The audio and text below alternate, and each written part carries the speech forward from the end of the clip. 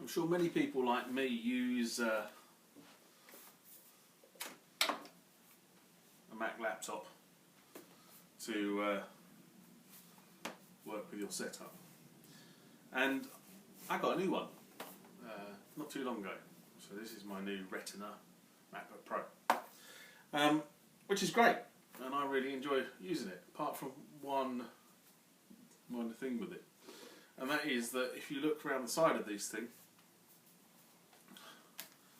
there is no way to lock this to a table or to a piece of furniture. So when you're out and about, I pretty much have to keep this with me all the time, and that's a bit of a pain in the bum, really, to be honest. So I'm not quite sure why they've got rid of the lock port on these, apart from the fact it's probably a little bit thinner than the last one, which did have a lock port on it, I might add. So I did a little bit of research. Internet always comes to the rescue, and what that did was came across this company called MacLocks, and they make a shell for your Mac that has a lockable piece on it.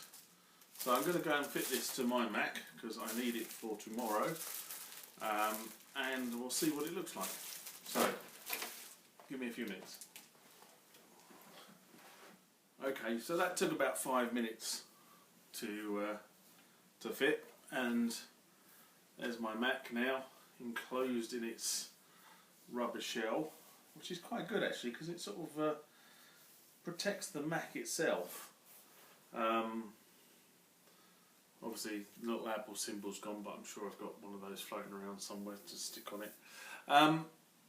But yeah, so it wasn't very difficult. So what they did with the actual security cover itself is they supplied you with this tool and some security bolts, which was really good.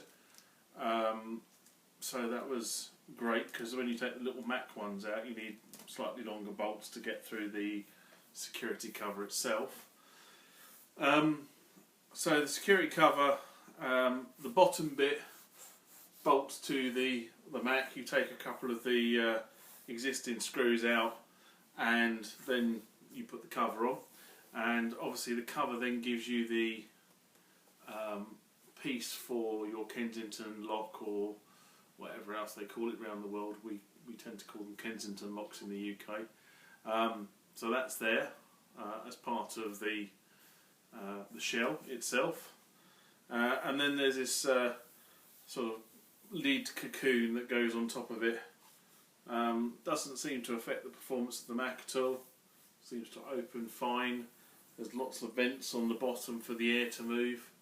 So I shall give it a go, and if it's not as good as it claims to be, then I'll report back.